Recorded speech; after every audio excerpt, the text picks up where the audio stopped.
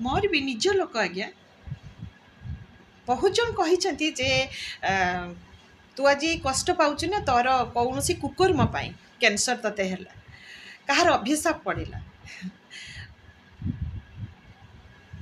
एटा सत्य कि जे कहार अभिशाप पड़ले कौन कैंसर हो जाए तो ये सब जिनस को बिल्कुल भी शुणुनि खातिर करतुनि आग को बढ़ी चलतु आ कैंसर को हरातु।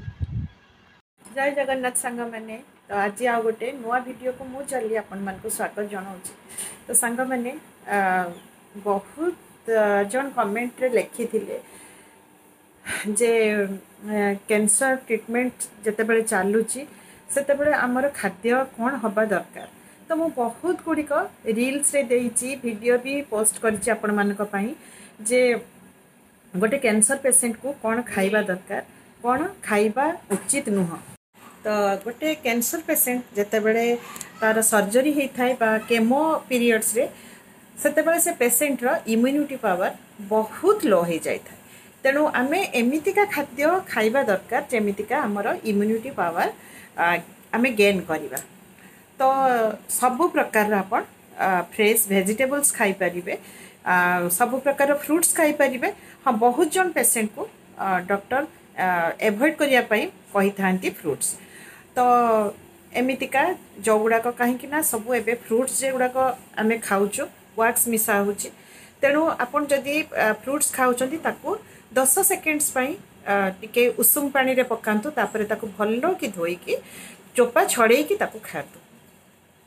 बाहर जिनस जमिति माने बाहर जिनस जमती आम पिज्जा बर्गर चाउमिन बा सब ड्रिंक्स गुड़ाक जमीतिका आम सब कोल्ड ड्रिंक्स पिउचे आ कोल्ड ड्रिंक्स रे बहुत मात्रा रे सुगर थाए।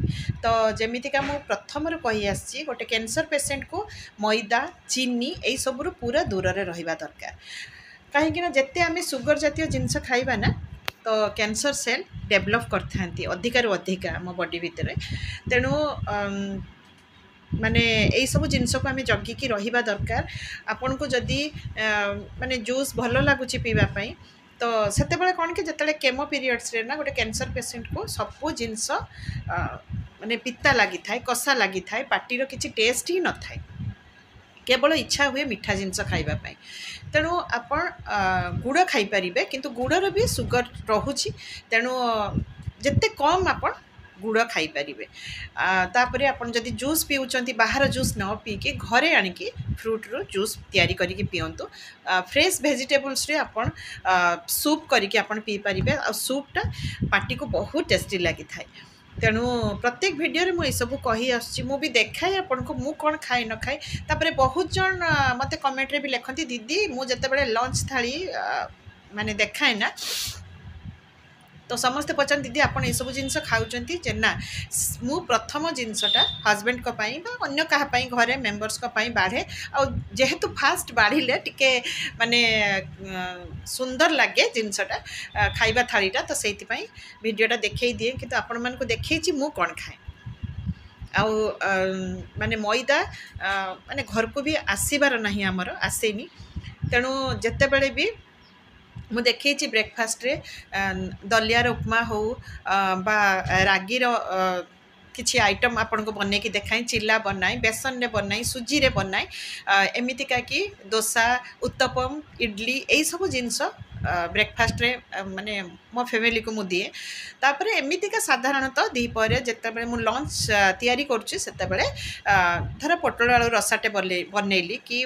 किसी गोटे माछटे बनैली कि जहाँ बनैली जिते नणद मान पाखे थाए से नॉनवेज तैयारी करे तो जिते नॉनवेज को भी एवॉइड करेंगे सेते भल जदि इच्छा हो खाइबापी तो माछटे खातु आ भितर चूना माछ खातु तो आम जिते भितर को धर प्रोटीन जातीय जिनस आम छेना खाईपर सोयाबीन बड़ी खातु प्रचुर मात्रा रे छोले खातु बहुत किछि जिनस अच्छी जेटा कि आम घरे खाई आमर माने बॉडी को आम फिट रखिपर तेणु बाहर जिनस बिल्कुल भी खातुनी छणा छणी जिनस पूरा एवॉइड करंतु आउ ଜଣେ କାଲି ମୋତେ ଇନଷ୍ଟାରେ ଜଣେ ଲେଖିଥିଲେ ଯେ ଦିଦି ମୁଁ ବି ଗୋଟେ କ୍ୟାନ୍ସର ପେସେଣ୍ଟ, ମୋତେ ରାତିରେ ନିଦ ହେଉନି, ତ କିଛି ମୋତେ ବତାନ୍ତୁ କେମିତି ମୋତେ ନିଦ ହେବ।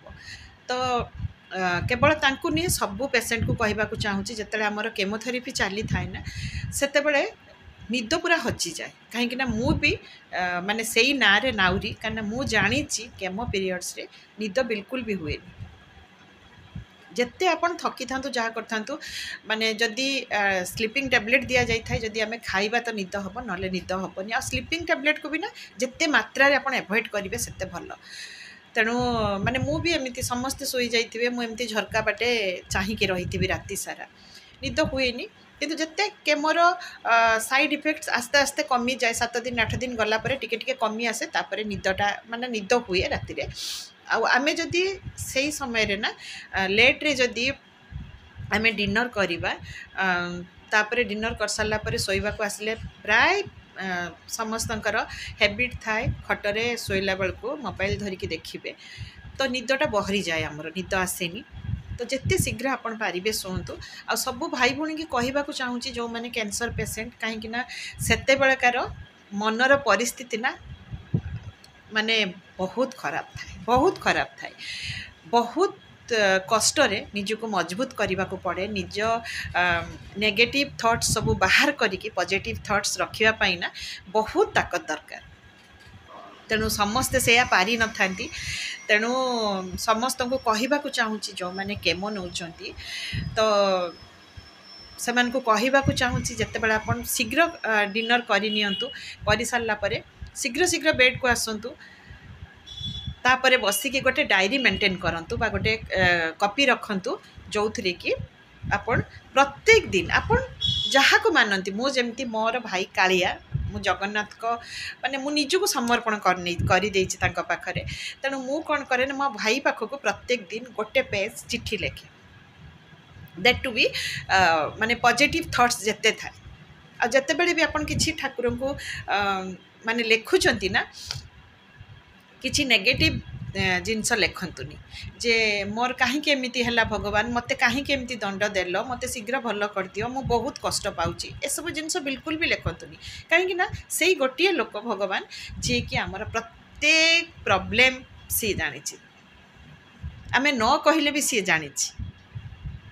ତ ଯଦି ଜଣେ ଯେମିତିକା ବାପା ମାଆଙ୍କୁ ନା ବହୁତ ଜିନିଷ ପିଲାମାନେ କହନ୍ତିନି, କିନ୍ତୁ ସେମାନେ ନା ପିଲାମାନଙ୍କର କ'ଣ ଦରକାର, କେତେବେଳେ କ'ଣ ଦରକାର ବାପା ମାଆ ବୁଝିପାରିଥାନ୍ତି, ଆଉ ସେମାନେ ଠିକ୍ ସମୟରେ ଆଣିକି ପିଲାମାନଙ୍କୁ ସେଇଆ ଦେଇଥାନ୍ତି। ଏକ୍ଜାକ୍ଟ ଭଗବାନ ହେଉଛି ସେଇଆ। ଆମେ ଯାହାଙ୍କ ଉପରେ ବି ବିଶ୍ୱାସ କରୁଛେ, ଭରସା କରୁଛେ, ସେମାନେ ପ୍ରତ୍ୟେକ ସିଚୁଏସନ୍ ସହିତ ଆମର ସେମାନେ ଜଡ଼ିତ ଅଛନ୍ତି, ସେମାନେ ସବୁ ଦେଖୁଛନ୍ତି, ଜାଣୁଛନ୍ତି, ଆମେ ତାଙ୍କୁ କାହିଁକି କହିବା। ସେମାନେ ଆମକୁ ଠିକ୍ ଟାଇମ୍ରେ ଠିକ୍ ଜିନିଷ ଦେବେ। ହୁଏତ ଆମକୁ ଏଇ ପରିସ୍ଥିତିରେ ଭଗବାନ ଦେଇଛି, ଏଇ ପରିସ୍ଥିତିରେ ଆମକୁ ରଖିଛି, ହୁଏତ ଏଇ ପରିସ୍ଥିତିରୁ ଆମକୁ କିଛି ଶିଖେଇବା ପାଇଁ। ତ ବହୁତ ଜଣ ଭାଙ୍ଗି ପଡ଼ନ୍ତି ଏଇସବୁ ସିଚୁଏସନ୍ର, ଭାବନ୍ତି ଯେ ମୁଁ ବୋଧେ କୌଣସି କୁକର୍ମ କରିଥିଲି, କାହାକୁ କ'ଣ କଷ୍ଟ ଦେଇଥିଲି, ମନ ଦୁଃଖ କରେଇଥିଲି, ତେଣୁ ତା'ର ଅଭିଶାପ ବୋଧେ ମୋତେ ପଡ଼ିଛି, ମୋତେ କ୍ୟାନ୍ସର ହେଇଛି। ହଁ ଆଜ୍ଞା, ବହୁତ ଲୋକ ଭାବନ୍ତି ଏଇଆ।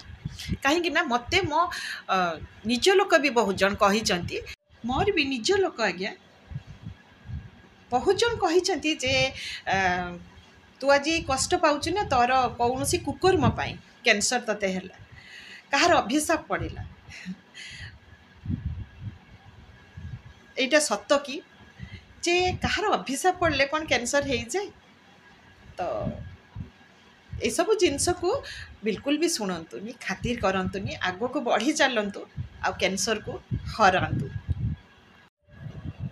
ଆମେ ଭାବିବା ଯେ ଆମେ ଗୋଟେ ପେସେଣ୍ଟ, ତେଣୁ ଆମକୁ କାମ କରିବା ବନ୍ଦ, ଆମେ ଶୋଇକି ରହିବା, ରେଷ୍ଟ ନେବା, ସେଇଟାରେ ଆପଣ ବେଶୀ ରୋଗା ହେଇଯିବେ। କାମ କଲେ ତ ଟିକେ ପରିଶ୍ରମ କଲେ, ମାନେ ଶରୀର ଟିକେ ପରିଶ୍ରମ କଲେ ତ ଥକା ଲାଗିବ, ଥକା ଲାଗିଲେ ତ ନିଦ ହେବ ନା। ଯେମିତିକା ମୁଁ ସକାଳ ପାଖରୁ ରାତି ପର୍ଯ୍ୟନ୍ତ ଚାଲିଥାଏ, ମୋ ଦେହକୁ ଦେଖିକି ଯେତେବେଳେ କଷ୍ଟ ହୁଏ ଟିକେ ରେଷ୍ଟ ନିଏ, ତାପରେ ସମସ୍ତଙ୍କ ପାଇଁ ମୋ ଭିଡ଼ିଓରେ ଦେଖୁଥିବେ, ମୁଁ ସମସ୍ତେ କିଏ କ'ଣ ଖାଇବ, ଆମ ଘରେ ମାନେ 5 ଜଣ 6 ଜଣ ସମସ୍ତେ ଅଲଗା ଅଲଗା ପ୍ରକାରର ଖାଦ୍ୟ ଖାଆନ୍ତି। किए नॉनभेज खाइबा को भल पाए, किए भेज खाइबा को भल पाए, किए बिना पियाज रसुण रे खाती। तेणु मते समस्त कथा बुझा भल लगे। मु निजको एते मात्रा रे एंगेज रखे कि मु बिछुणा रे पड़िला बेलू मु शोई जाए। आ मोर गोटे सबुठ भल अभ्यास होची, प्रत्येक दिन मु डायरी मेंटेन करे। जेतले शोइबा को आसे धुआ लुगा पिंधे, तापरे बेड रे बसिकी डायरी रे कहूली ना मो भाई माने कालिया पाखक गोटे पेज मु चिट्ठी लेखे। आ चिट्ठी रे सब बेले पॉजिटिव प्रेजेंट टेंस रे रही चिट्ठी लिखतु जे भगवान मते आज गोटे दिन ना तू बहुत सुख देचु, बहुत खुशी रे आज गोटे दिन काटी। आउ समस्त पॉजिटिव थॉट्स से चिट्ठी लिखतु। कालिया मु ना पूरा पूरी भल हो जाइए, तो आशीर्वाद रु ना मु पूरा ठीक अच्छी, मोर कैंसर पूरा माने मु कैंसर मुक्त हो जाइए, मु सुस्थ अच्छी, मो पिला माने बहुत उन्नति कर सारी। एमतीका सब बेले प्रेजेंट टेंस रे लिखतु, केबे दुखड़ा शुणातुनि, केबे अभिमान करिकी ताकू चिट्ठी लिखतुनि। तो मु ताकू लिखि सारा पर गोटे पेज केवल मते जड़े भाई कही इंस्टाग्राम रे मेसेज देइथिले जे मैम आपण राधे राधे गोटे पेज लिखतु। तो मु तांको कथा मानिकी गोटे पेज राधे राधे लिखे। तापरे मु हनुमान चालीसा मोर एटा मूलठू अभ्यास प्रत्येक दिन शोइला आगु पढ़े, सबु दिन जेते देह खराब था, जेते जा कर 104 ज्वर रे कंपु थाई मु, किंतु मु हनुमान चालीसा गाउ थाई सोईकी। आउ पिला माने भी एमिति का ना से माने जत्ते बड़े मोर माने कहूली ना 17-18 वर्ष हो गलानी, केवल राइट साइड बहुत पेन हुए। एबे भी मु वीडियो करूची किंतु भितरे बिंधुची, माने 24 घंटा मोर बिंधु थाए। बेसी समय छिड़ा ही गले चालिले बहुत पेन हुए मोर पेट अंटा गोड़, केवल राइट साइड। एटा साइटिका नुहे, बहुत जन लिखिंट मत कमेंट रे भी दीदी साइटिका ना, एटा साइटिका नुह। तेणु मु कौन ना जिते बहुत जोर पेन बाहर मु चली पारे बेड रे माने पड़ी जाए, गोड़ माने पूरा डाहाण साइड पर पारालिसिस भाया हो जाए। तो पिला माने हटोटार बैग सेकंदी मत जिते जोर पेन होतबो ना, मुझे जोर कष्ट पाउथि, पिला माने कहथिबे मामा हनुमान चालीसा को, हनुमान चालीसा को। आ मु हनुमान चालीसा सेते बेले भी कहूଥାଏ। तेणु एटा गोटे बहुत भल हैबिट। आ हनुमान चालीसा कर सारा पर ना माने आपणकर सबू जति दुख कष्ट अच्छी ना आपण भगवान माने भगवान सबू नहीं जीवे निहाती। आउ ता पर दिन जो आप देखिए निद आराम से हो सका उठला गोटे फ्रेश सकाळ आपण मानक स्वागत जणेब। आ मनटा बहुत भल लगे सकाळु सकाळु उठिला परे।